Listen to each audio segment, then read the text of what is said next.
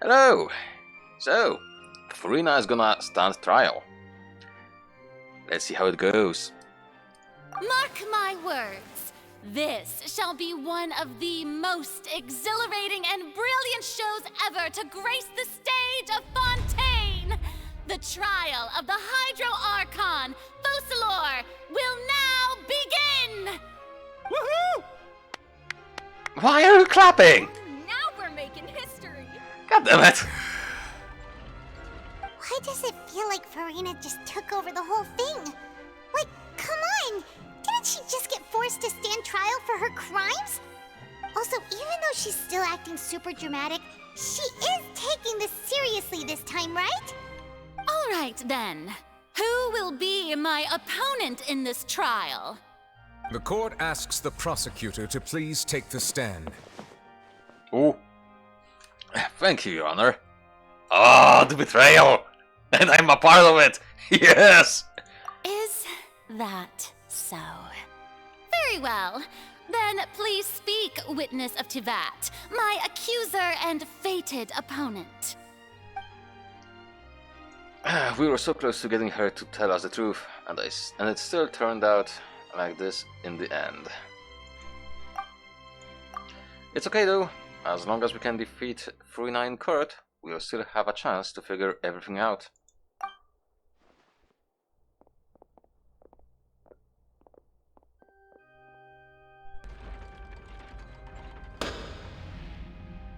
Also, please allow me to ask, as a final question before the trial begins. Just how much work did you do to force me onto this stage? Well, we did do a lot of prep after the meeting that day.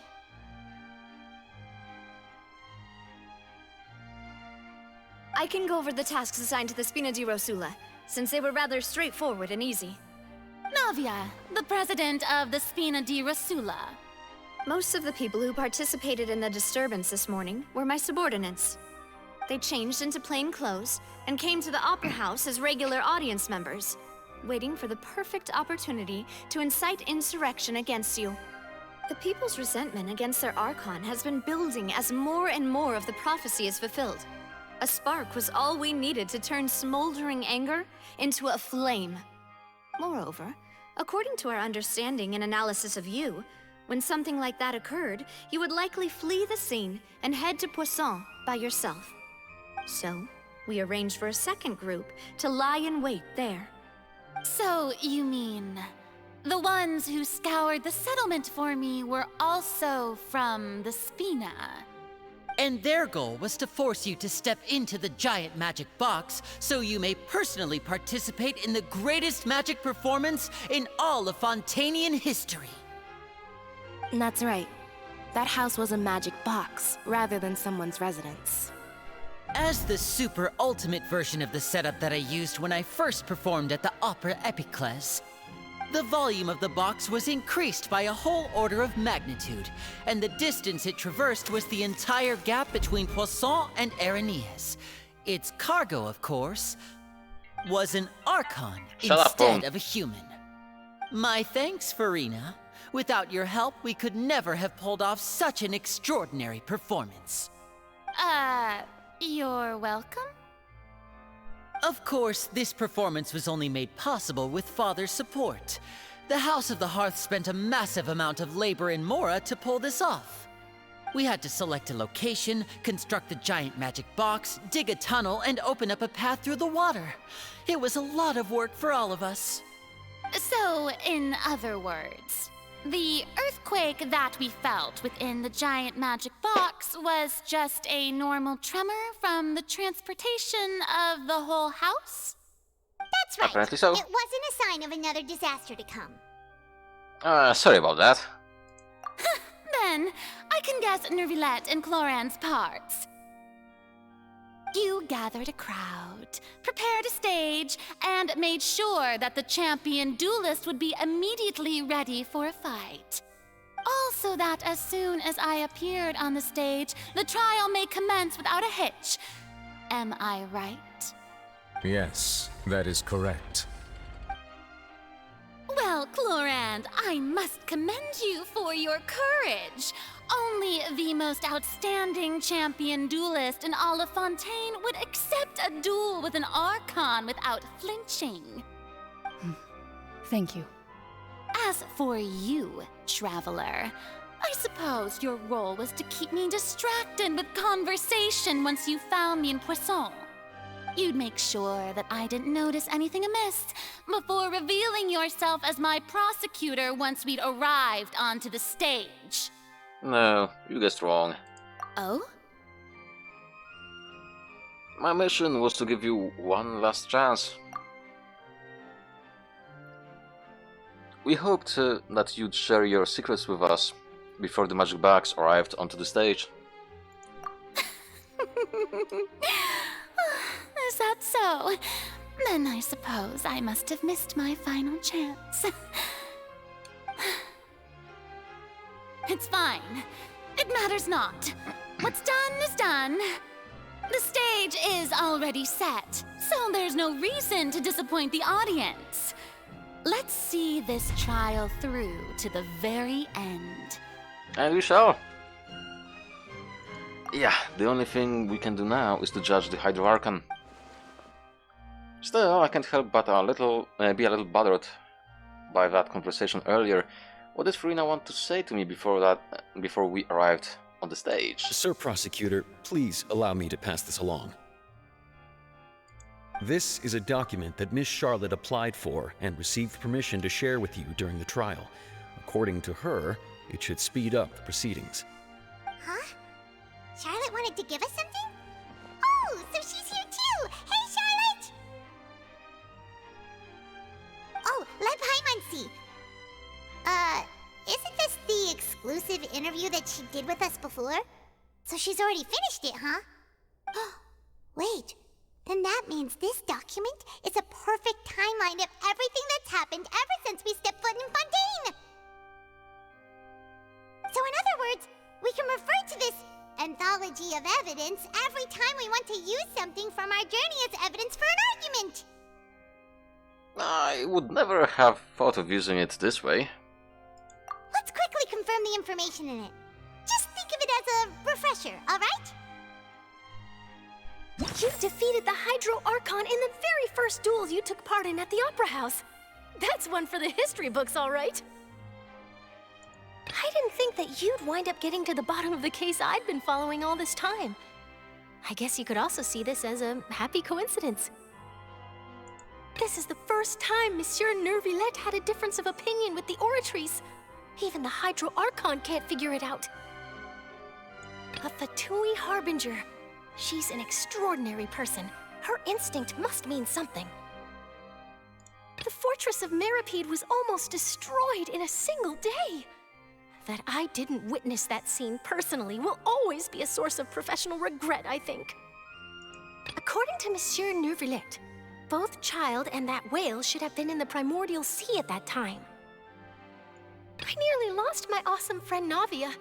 To be honest, that still gives me shivers. The words of someone as extraordinary as a witch can probably only be truly understood when something surreal happens to you. Okay, that's all. The prosecution and the defense are both in position. The trial shall now begin. Oh, come on, Nervillette. There's no need to repeat all the unimportant legalese. Just fast forward to the part where the prosecution lays out my offenses. As the defendant and the lead actress of this performance, I still haven't even been informed of my supposed guilt in all of this.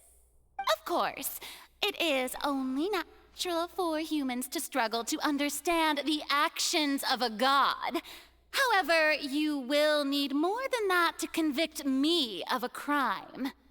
That's true. Oh. But my charge here is unrelated to your conduct as an Archon. Instead, I would like to charge you as a fraud who's never been the Archon in the first place. Wait, what was that? Lady Farina's a fraud? Hey, I came here thinking that we were going to try the Hydro Archon for forsaking her duty, but did I hear that right? She's not our Archon at all? Charge accepted. Lady Farina, do you plead guilty to the charge?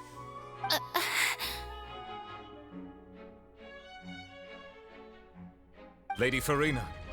I plead not guilty. How can I be guilty? There is no way that I, Focalor, otherwise known as Farina de Fontaine, a member of the Seven and the Regina of all waters, kindreds, peoples, and laws of Fontaine, could be anything other than your true Archon. Yeah, even though Lady Farina can be rather eccentric, isn't it going too far to doubt her very identity? Yeah, I've never questioned her identity either. Sure, Lady Farina can be super irresponsible, but what grounds does that prosecutor have to make such a huge claim? I have cause to believe that common sense will prevail in this case. Many of the members of the audience have known me as the Hydro Archon ever since they were born. There would be no fooling their memory. See? Even the Oratrice has decided to show me its favor. Are you sure you want to commit to a charge that will never be upheld? If you wish to drop the case, I can promise you as the God of Justice that you will not have to face trial for making a false accusation. We will treat everything that's happened as a dramatic spectacle and move on with our lives. What do you say to that? Huh. An argument with near impossible odds, huh? We have to not only refute Farina's claims, but also overturn the long-held beliefs of the people.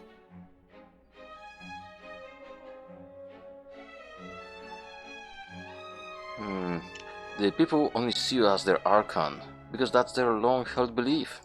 Well, I tried to give you the chance to surrender. If you must persist, then let me ask. If you believe I'm not the Archon, then what manner of being do you think I am? And if I was not the Archon, then how did I manage to live for over 500 years? I've got to think carefully. What do you know to be special about Farina exactly? Aha! Okay.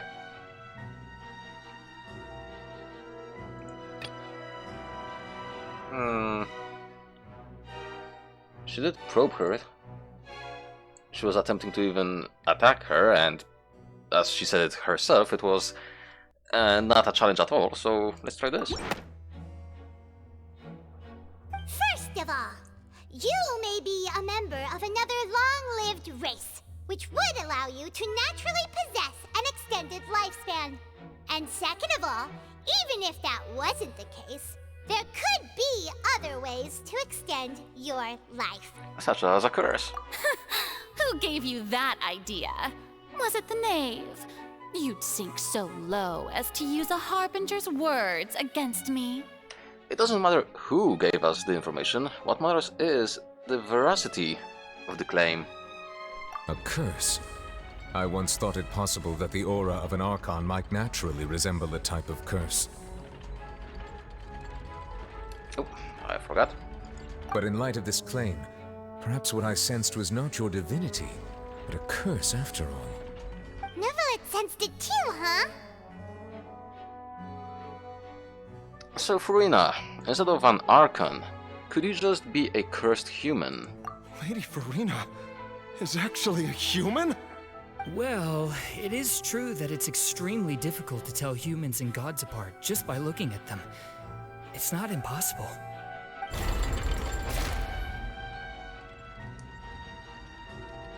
Well, don't start celebrating too early now. Even if I have been carrying a curse like you said, how does that prove that I am merely a human being? Besides, everyone knows that the main difference between a human and a god is the possession of authority. Gods can do what humans cannot. That's why they're worshipped as gods. For centuries, manifestations of my authority have served the nation of Fontaine. One need only to turn their eyes towards the Oratrice Mécanique d'Analyse Cardinal in this very opera house, or consider the endemnitium that is used in every aspect of life. Wait, that one trial proved the opposite. Furina actually has no control over the other trees at all. Okay, child's conviction.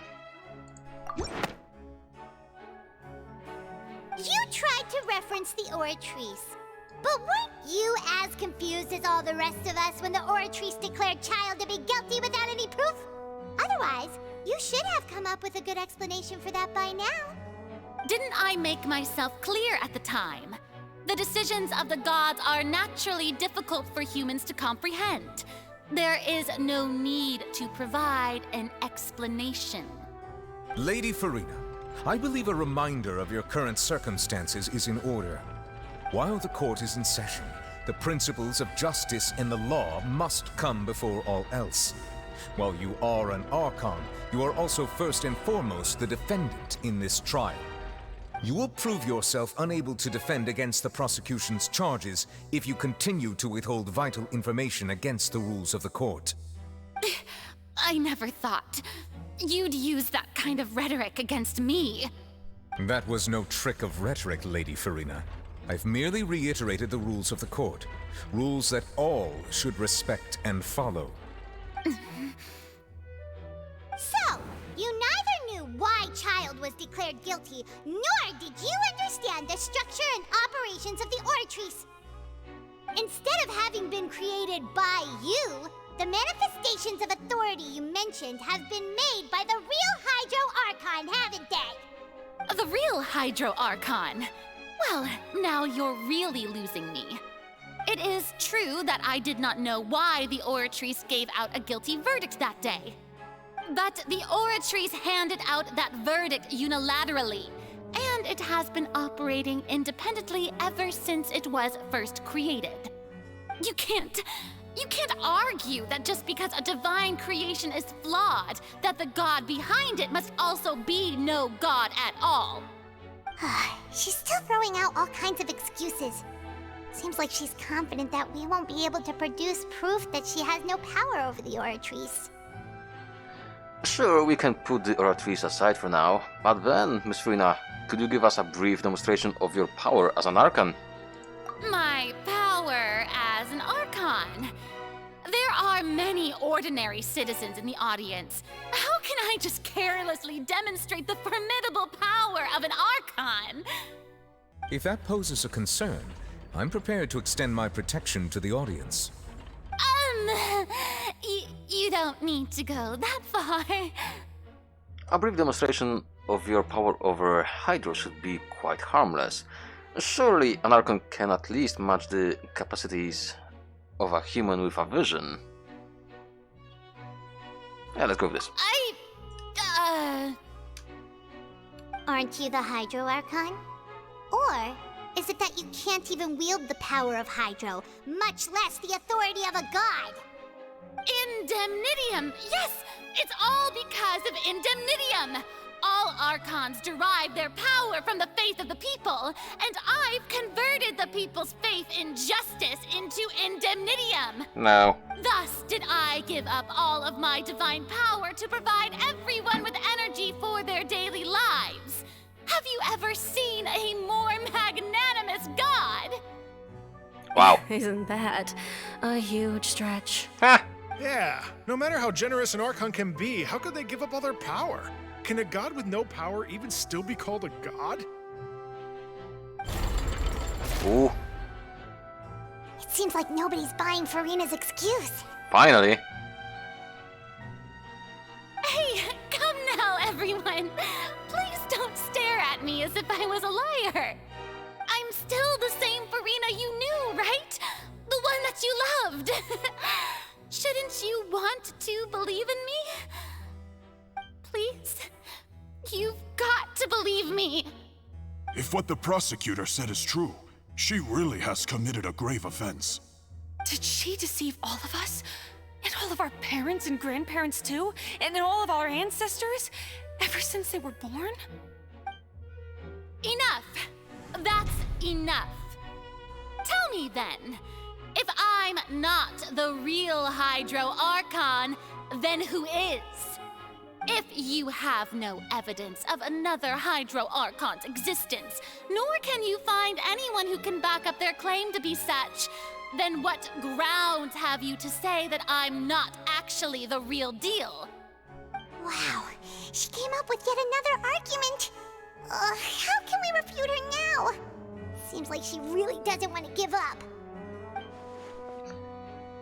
If we can't prove that she isn't the Archon, we can try to prove that she is just a human. And if she's only human... Okay.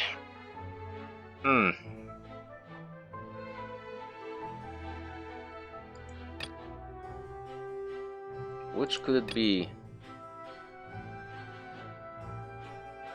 This is irrelevant.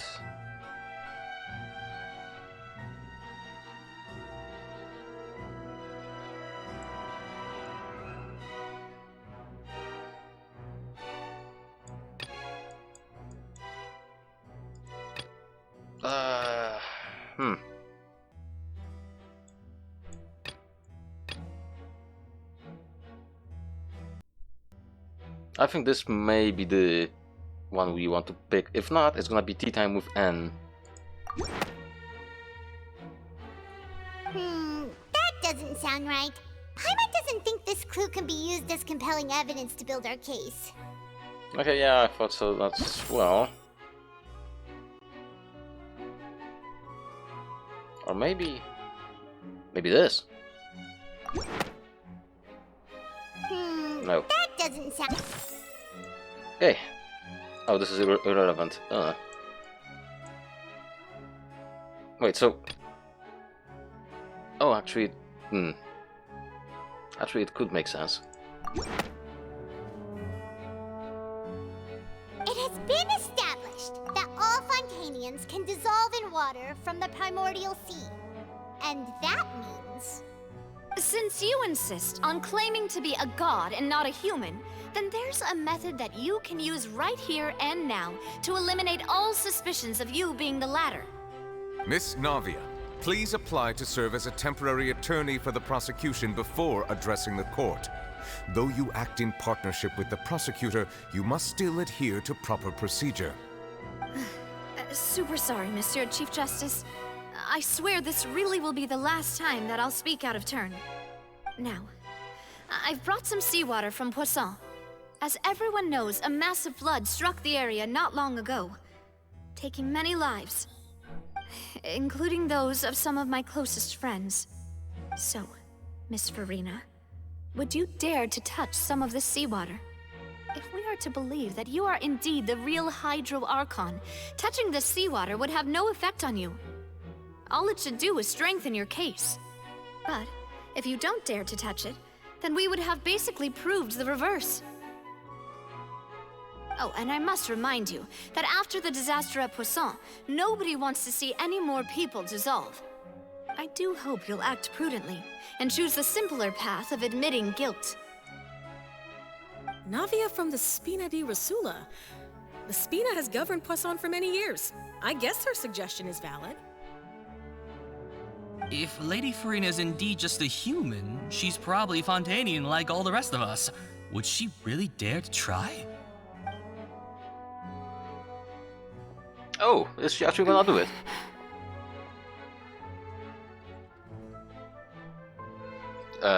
Farina? Lady Farina, this test has been unilaterally proposed by the prosecution. As it falls outside the realm of standard court proceedings, you possess the right to decline participation. Well, of course he had to tell her that. But refusing to participate is basically the same as a confession of guilt. She's just staring at the water without saying a single word. It really does seem like she's quite terrified of it. That could only mean... What's going on? Is she really planning to... that's not what we thought she would... Due to the inherent risk of the test, Lady Farina, you may...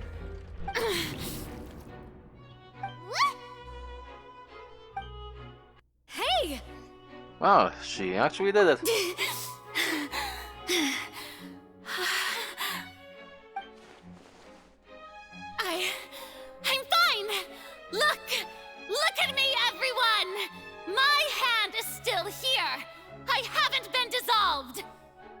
you believe me now. I really am your Archon. I'm nothing like a normal human who would fall apart as soon as they touch this water. Really, was this not the most obvious thing in the world? Miss Siegewin? If you are present, Miss Siegewin, please come forward and attend to the defendant. Siegewin? Don't be nervous. It'll just take a few seconds. Let me see.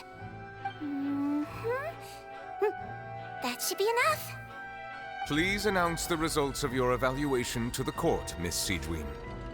As everyone doubtlessly saw, Miss Farina was displaying symptoms of hyperventilation and flushed skin. These indicate that she was experiencing the adverse effects of exposure to primordial seawater.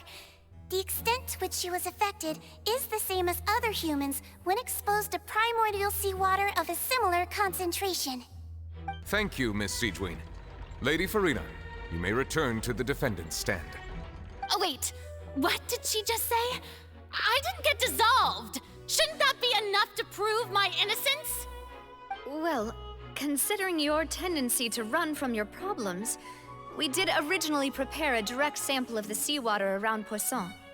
However, after extensive discussion, we exchanged it for a sample that is not concentrated enough to dissolve an actual human. After all, on the off chance that something entirely unexpected might occur, we don't want anyone else to lose their life to the sea. Yeah, so out of regard for Farina's life, you secured a low-concentration sample and asked the head nurse to serve as an expert witness. It's a great thing that the direct sample wasn't actually used. Farina could have...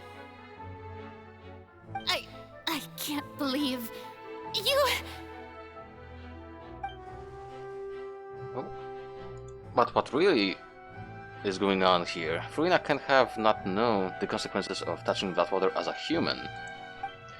This is too unlike how she usually acts, unless it's actually more important for her to keep up her facade than to save her own life. But hadn't she given up on everything a long time ago? Listen to me, everyone! Please don't give me such cold and disdainful looks! What happened just now didn't prove a single thing! Think about it! How can you conclusively prove that an Archon can't also be affected by the primordial seawater? Also, if I was really just a human, why would I dare to just put my hand in that kind of water? Ooh, not buying it. Please, anyone, just listen to me! I swear, I really am your Archon!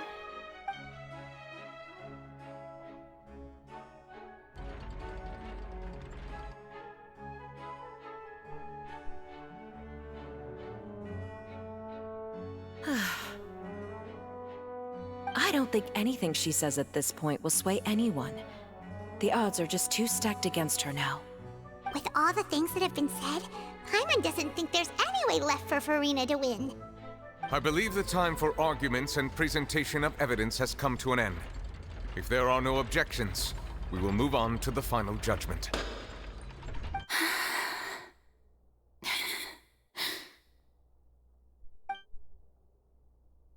I don't think anything she says at this point will sway anyone. She's too stacked against her now.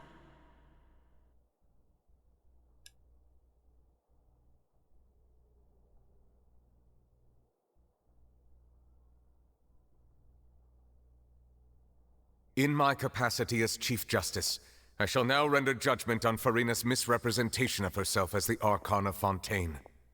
As a human who knowingly deceived her fellow citizens, Farina is...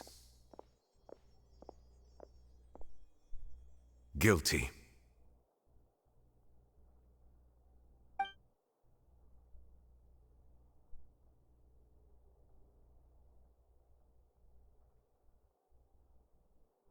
Damn. We shall now turn to the Oratrice Mécanique d'Analyse Cardinale to render the final verdict on the charges. Oh, I haven't seen this animation for a while.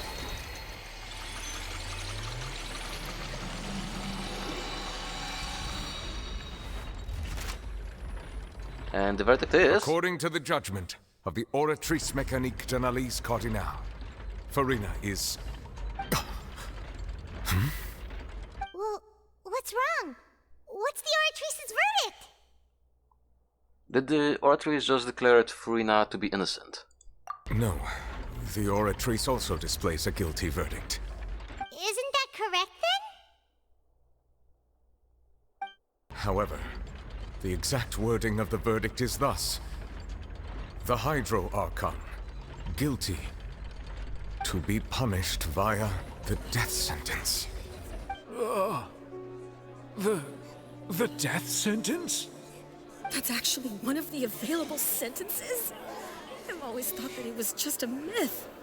The one and only time the death sentence has been handed out at the court, and it's been given to the very person we've worshipped as the god of justice? What an unexpected twist. Farina's been sentenced to death by the Oratrice? We just wanted to use the trial to show her the seriousness of things so she'd tell us the truth. How did things escalate this quickly? This outcome is indeed quite strange. According to Fontaine's current definitions of justice, as well as its recommendations for criminal sentences, is this sentence really appropriate for the crimes that have been committed? Yeah! Even Fauché wasn't sentenced to death by the Oratrice. You know, the real evil mastermind behind the serial disappearances case. Ooh, that's a fair point. What's more strange is, instead of Farina, the Oratrice rendered a judgment on the Hydro Archon. Indeed. Not only is Farina's sentence overly excessive, the very point of our trial today was also to prove that Farina has never been the Hydro Archon in the first place. But now, the Oratrice seems to have deliberately invoked the title of the Hydro Archon. What does this mean? Good question. Cinematic? Is there gonna be a cinematic? No. Excuse me, if I may interrupt. Is the trial still going? Fremine! Huh, you finally made it. I assume this means you've completed your mission? Mm-hmm. Any mission Father assigns to me will always be top priority.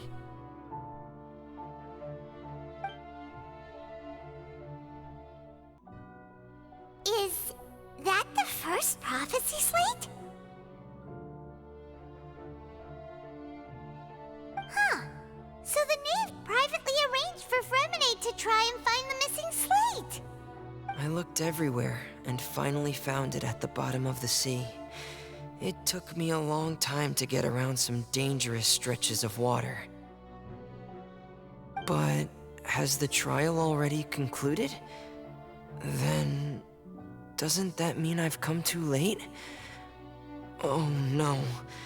Father will be disappointed in me. Don't worry, the mystery hasn't been resolved yet.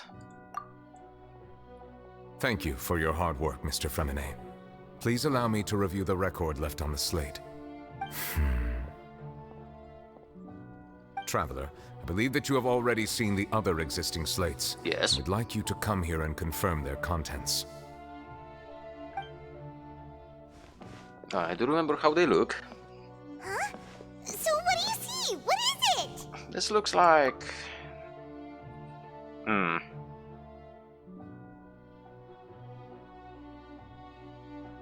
The previous Hydro Archon releasing her divine power, turning the Oceanids into human beings. I believe I've now made sense of the Hydro Archon's crime. It has to do with Fontaine's lost history. Huh? Isn't the Hydro Archon just guilty of deceiving her people? Oh, wait, no, that's Farina, and we've already proven that she's not the Hydro Archon. Pretty much. So when you say Hydro Archon, do you mean the real Hydro Archon we've been kinda talking about? In truth, everything that you've encountered in Fontaine up until this point can be traced back to the contents of these stone slates. However, I'm uncertain as to how much sense they currently make to you. An association between the contents of the slate and the events in real life. Okay, let's try to recall the contents of the other 3 stone slates. Paimon will do her best to help you remember. I think I still remember how they looked.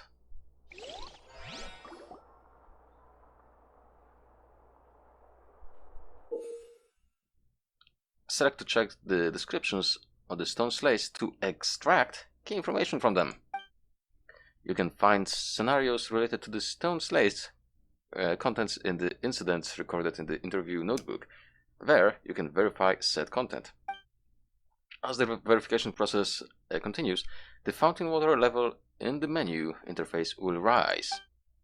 When you have finished verifying all the stone slates, the truth behind the prophecy shall be revealed. Minigame!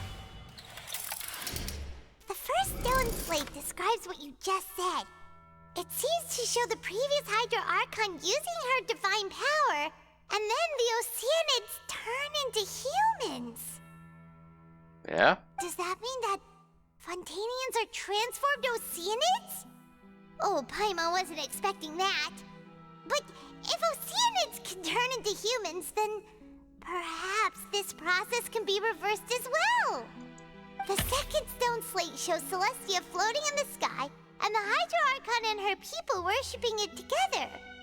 But the heavens still brought judgment down upon them. This must be the point when the Hydro Archon and the Fontainians were branded with their original sin. Does this mean that the original sin and the Hydro Archon sin are the same thing? Possibly. The third slate shows the Hydro Archon sinking into the sea surrounded by many people. That reminds Paimon, didn't we also watch that happen to someone else?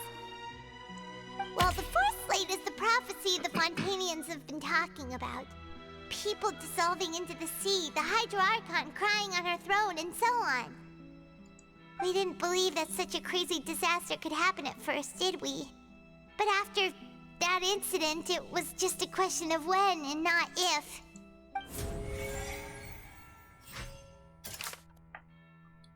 Okay, let's start with the first one.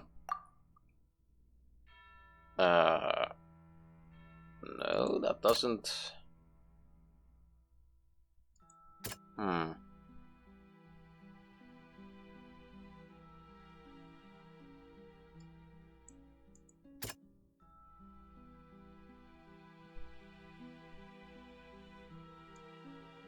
Could be that. That doesn't sound quite right. Okay, so it's not. Oh wait, I'm thinking about the other things. Or maybe, no. That doesn't sound... Okay.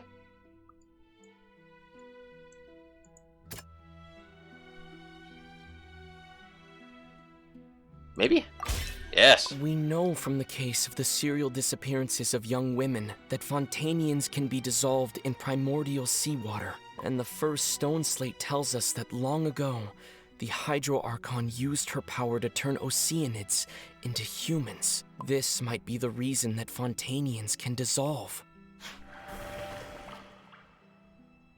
Okay, next one. The prophecy slate. The sin.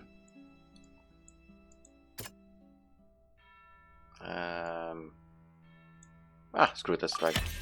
Perhaps what is about to take place has all happened before. The true sin of the Hydro Archon that Nervalette mentioned, and the original sin cast down on the people of Fontaine by Celestia, as recorded on the stone slates.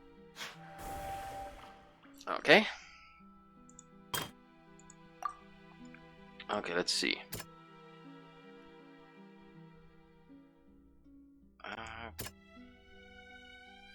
You know what? Let's try tea time with N. Okay, it's not. Navia? No, so it's gonna be Nouvelette's case. It is. The prophecy from the stone slates found its way into society, but not many people believed it at first. The fortress of Meropide was nearly flooded with primordial seawater, which we know can cause Fontainians to dissolve. It seems increasingly likely that the prophecy may come true. If we hadn't dealt with it in time, things could have gone very badly. Okay, and the final one. Hydro Archon sinking to the sea.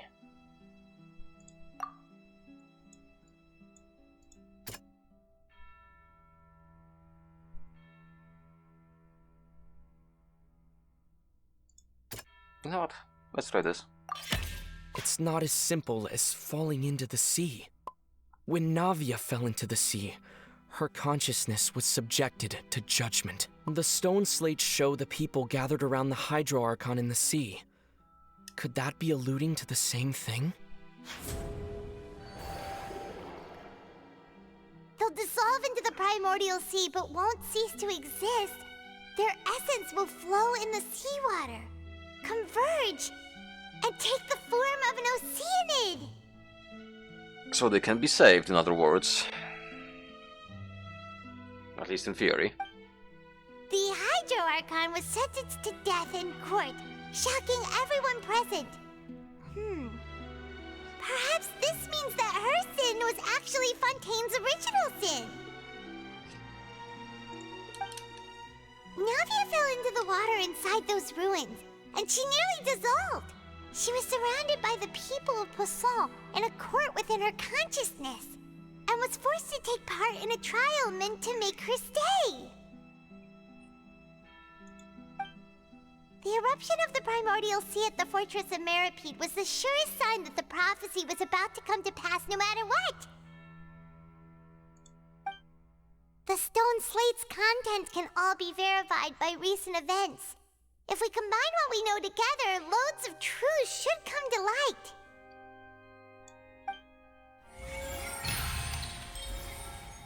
Verification complete.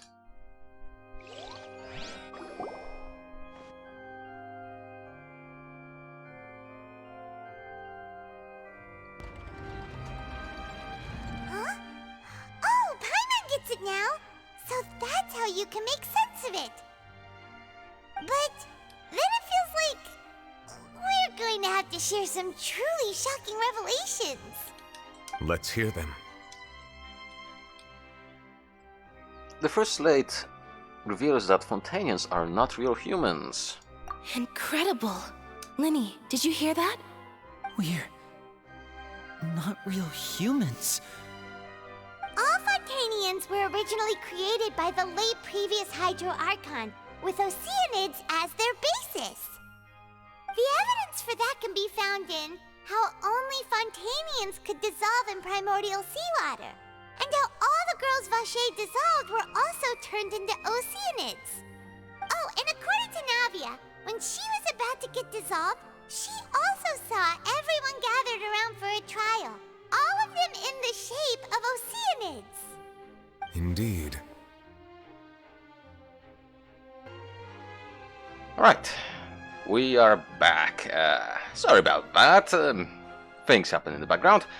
So, the second slate reveals that the crime of the Hydro Archon was her creation of Fontainians from oceanids.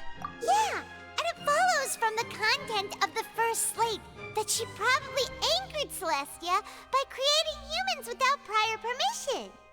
That could also explain why the Oratrice judged the Hydro Archon to be guilty.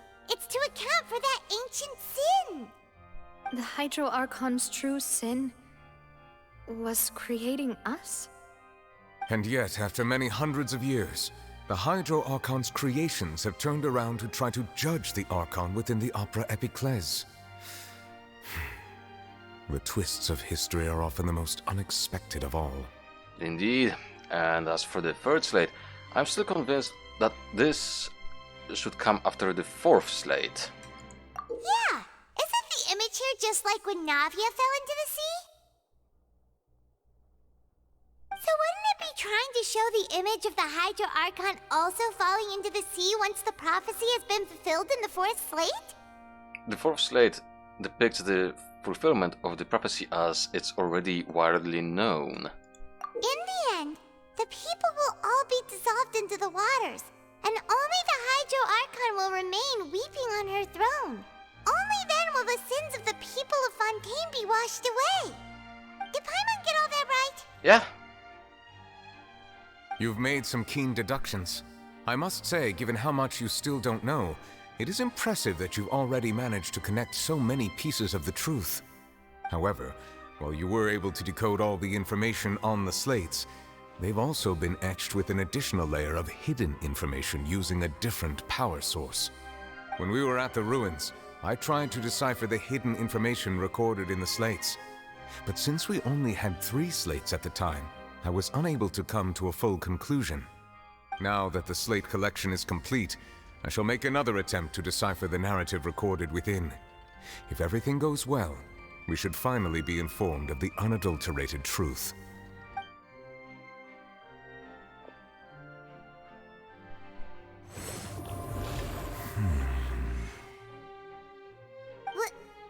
Well? Did you get it? I believe I should share this truth not only with you, but with all the people of Fontaine as well. I will try to briefly summarize it for you.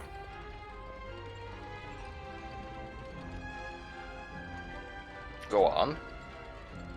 Your hypotheses regarding the origin of Fontainians and the sin of the Hydro Archon were both correct.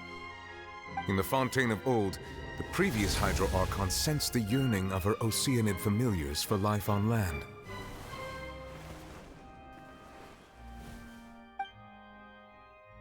The Oceanids were enamored with the beauty and romanticism of human beings, and wishing to have those experiences for themselves, expressed to the Hydro Archon their desire to become of a similar kind. However, even though water as an element is intricately linked with the power of life, the Hydro Archon, as one of the 7, did not possess the authority to create a new form of human life. Not one to give in, she eventually found a way to create permanent humanoid bodies for her familiars by appropriating the power of this planet's primordial sea. She poured primordial seawater into the Oceanid's blood vessels, creating humanoid mimics in the process. But if Fontainians were to ever come into direct contact with water from the primordial sea, the power within their bodies would escape these artificial restraints and return to the sea. As a result, their forms would collapse, and they would be reverted to their original forms as Oceanids. Of course, the Hydro Archon never received permission from the heavenly principles to create a new human race. And thus, the Hydro Archon and all of her creations came to shoulder the original sin of appropriating the power of the primordial sea. That is the true history of how the people of Fontaine first came into being. So we were all Oceanids before we turned into human beings? That's way too much information for me. I think I'm just going to pretend that I never heard a single thing. Ha! Wait, but if that's the truth, we can't let the Hydro Archon be sentenced to death. After all, her only sin was creating us. This really might be too much information for your regular Fontainian, but it does answer a lot of our questions. Alas, your hypothesis regarding the 3rd and 4th stone slates was inaccurate. Oh. The slates' respective positions are, in fact, correct. So, they are in the right order? What is the first slate supposed to represent then? A key point of the visual on the 3rd slate is how all the individuals depicted in the water are humans rather than Oceanids. Okay.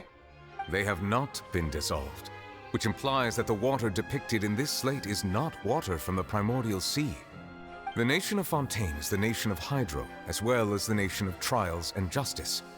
Instead of being the literal element, the water in the scene symbolizes judgment and justice. Okay. You may also recall Navia's experience. When she fell into the sea, her consciousness was surrounded by that of many others who intended to hold a trial to determine her fate. Therefore, the meaning of the 3rd slate is that the people of Fontaine shall try the Hydro Archon at the court of justice. It can't be. Yes, it refers to our present situation. I think I'm following now. So, what you're saying is, even though we decided to put on this trial to avoid fulfilling the prophecy, in truth, everything we've done has happened exactly as the prophecy foretold. So now, it seems, we're the ones making sure it comes true. What should we do? Well, it feels like there is no way out of this. Huh. No matter what, the prophecy will be fulfilled. Is this what it feels like to be a prisoner of fate? If that's the case, does that mean the scene in the 4th slate will also be fulfilled soon? Traveler, I would like to point out another small fallacy in your deductions. About the fourth slate, you probably thought that the eruption of primordial seawater beneath the fortress of Meropide served as the surest sign that the prophecy was about to come to pass, yes? Yeah. However, I believe that rather than being a sure sign, that eruption could in fact only be a small warning of something far worse to come. As for the root cause of the catastrophe, I believe you've already encountered it once before. Oh, is it the whale? Could it be? Oh, goddammit. This eruption was just a small warning of the things to come.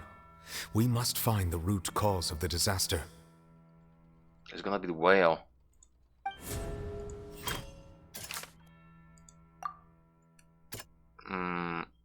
No. Oh, let's try this. That doesn't... No. No. Maybe this. That doesn't sound... No. That doesn't... So... Oh, I didn't see this one. There's the whale. It was both dream and reality. If we're talking about a true culprit, that could only be that thing inside the primordial sea, right? You had the whale. The truth, the original sin, the trial, and the root cause of the disaster.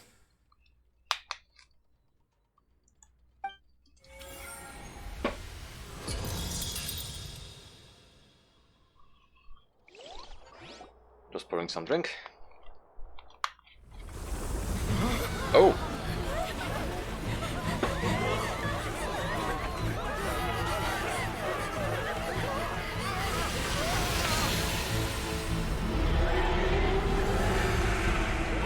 And there it is.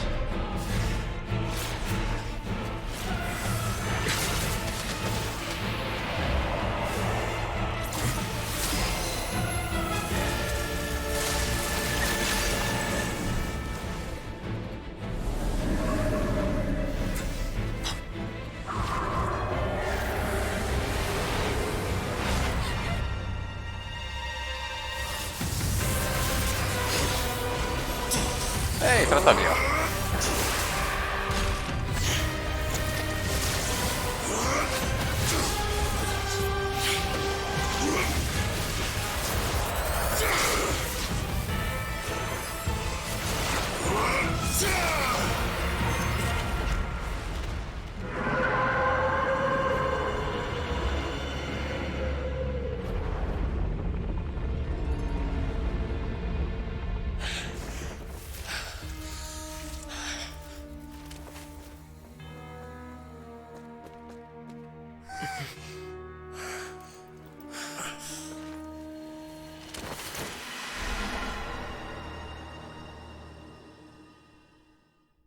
Oh, that's interesting.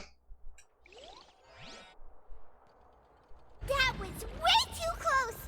How did that thing just burst into the opera house?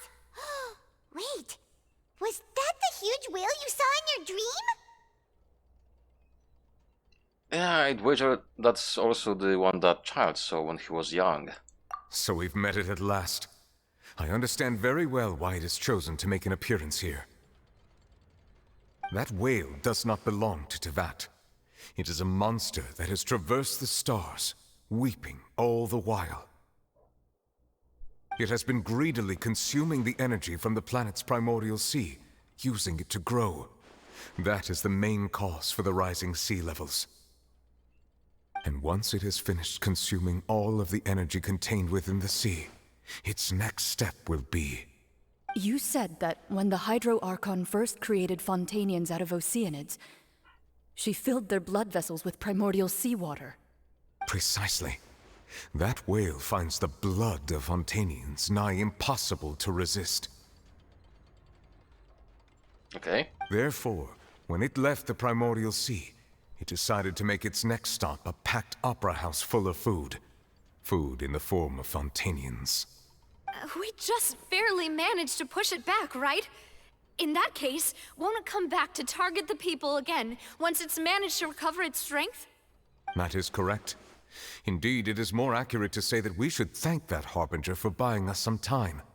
Without him, the whale would have likely come onto land far sooner. From the way he looked, he must have been fighting the creature for quite a long time. He likes it. That battle maniac. We've always known that he had a special connection with that whale, but we definitely didn't expect it to help us out like this. Anyway, now that we know that this whale is the actual cause of the disaster recorded in the prophecy, all we need to do to stop the prophecy would be to find a way to beat it up, right? It is too late. What do you mean? It had already absorbed too much of the Primordial Sea's energy before we could notice it. At this point, it has become practically integrated with the sea itself. Even if the entirety of Tevat were to be destroyed, it could still survive and swim off towards some other world. That's not something I will accept. We've already done everything we can, and we even found the true culprit.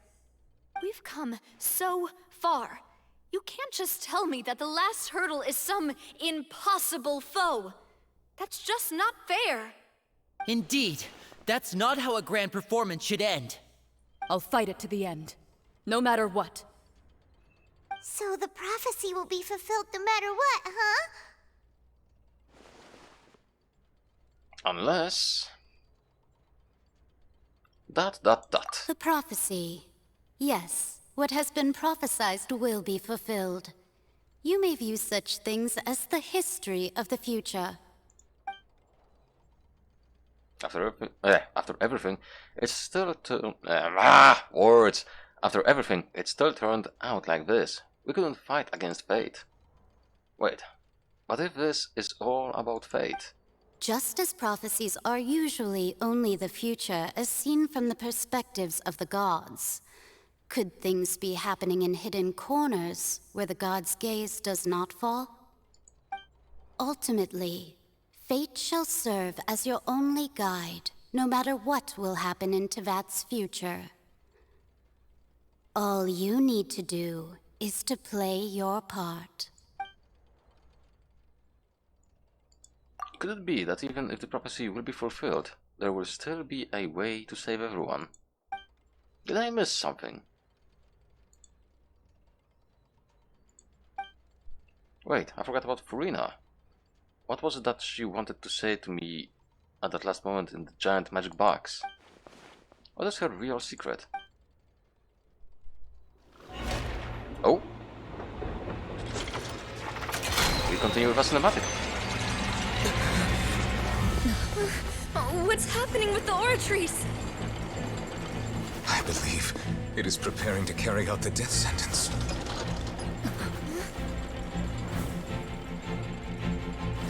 Farina!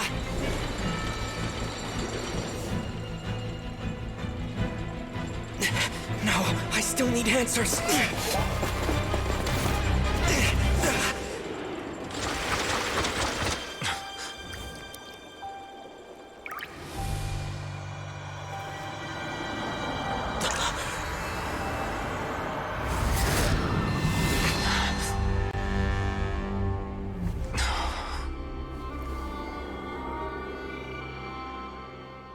Oh?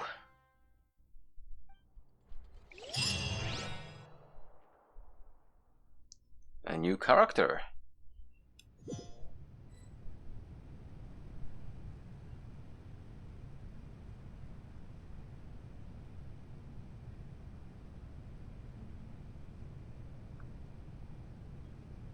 Is that the true Archon? Oh.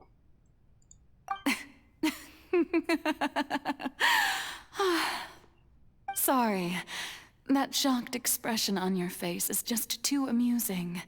I couldn't help myself. You are not Farina. Who are you? Fossilor. The sweet sound of bewilderment. Marvelous. A sure sign that my attempt to deceive everyone was a resounding success. But to answer your question, I am Fossilor. You know, the god. Focalor, why did you deceive us? Oh, that wasn't my goal, of course. Goodness, no. But I had to fool everyone else too, if I was to stand any chance of deceiving the heavenly principles. Deceiving the heavenly principles? It's all because of that pernicious prophecy. Dreadful, wasn't it? Everyone doomed to dissolve. Fontaine condemned to be flooded. One was not amused. In fact, one was positively bemused when that problem was thrust upon me by my dearest predecessor. That's the former Hydro Archon Egeria, for the uninitiated. It hardly gets more disastrous than a preordained national catastrophe, now does it? She knew full well that the prophecy would surely come to pass. And as one of the seven, she also knew full well that one defies the heavenly principles at one's peril. So yes, as you have no doubt surmised, it was a rather impossible situation that I found myself in. I spent a terribly long time mulling it over, alone on the ocean floor. And I was almost growing barnacles by the time I finally realized there was only one possible solution to this confounding conundrum. I had to outwit the heavenly principles, allow the prophecy to be fulfilled, ostensibly at least, while saving everyone at the same time. I'm a genius, I know. I can only assume that's why Egeria chose me as her successor. Although, looking back now, it was hardly the inheritance one dreams of. Between the task of saving the nation, the quotidian duties of the Hydro Archon, and not to mention the original sin of creating a new race of humans, I dare say she left me quite a colossal mess to clean up. But one can only play the hand one is dealt. I did not choose this, any more than I chose to be one of her Oceanid familiars. So you were also once one of the Oceanids, transformed into a human by Egeria's hand? Yes, I was. I always dreamed of becoming human. And I still do, even now. In my eyes, to be human is to be part of the greatest opera ever known. After becoming a god, I separated my divinity from my body and spirit, leaving behind only a self that was as naive and bewildered as my past self on her first day as a human being. The me you see before you now is that divinity, and the human counterpart I left behind, I named Farina. She could feel joy, sorrow, and everything in between. She could be as vain and conceited, or as meek and vulnerable as she wished. Her strengths were of a kind only a human could possess, as were her shortcomings. But in my eyes, Farina's humanity was what made her perfect. She was perfectly human in every way. The person I always wanted to be. Anyway, so then I cursed her. All part of the plan, of course. The plan to deceive the heavenly principles. Do you still remember the final scene of the prophecy? The Hydra Archon alone, weeping on her throne. In order that the prophecy might appear fulfilled, I invited Farina to be an actress, to play the part of the Hydro Archon in the prophecy. Under the curse I placed on her, so long as I, Focalor's divinity, continued to exist, she could not die. But nor was she free to live her life in the pursuit of happiness. Instead, she was forced to take the stage in the opera house, to embrace the role of leading lady, to forever play the part of the god from the prophecy, all to create a deceitful appearance of that prophecy coming to pass. I suppose now you probably understand why your court is called the Opera Epiclese. But Farina is only human, isn't she? Even though she has had a long life, her mind is no stronger than that of any other ordinary human being. I cannot begin to fathom what she has had to endure. It must have been torture for her. It has indeed. And although she is, in a sense, me in human form, I most definitely owe her an apology for it. It's been 500 years, and all along, she's been playing her part in the most unimaginably long, unbearably lonely, and agonizingly painful opera of all time. Damn. So can I stop the episode here? Apparently not.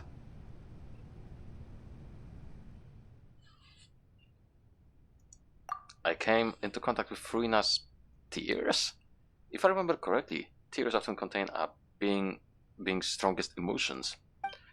With sufficiently strong hydrosensitivity, I can form an emotional connection, just like I did with that Oceanid at the Fountain of Lucine. Wait, could this be Farina's inner world? Farina? What's she doing out on stage? Wait a minute. That probably isn't Farina. That's likely a reflection of her inner self. If I can directly speak to that self, I might be able to easily get what I wanted to know. I came here for answers. Either way, this opportunity is not to be missed. Let me try talking to her.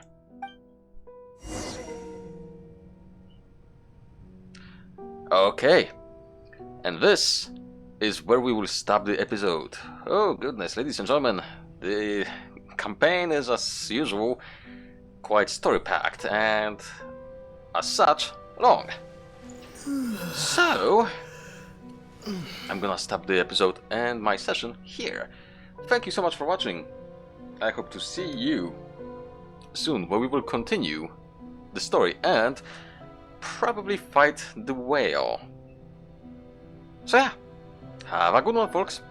Thanks for watching, and I'll see you next time. Bye.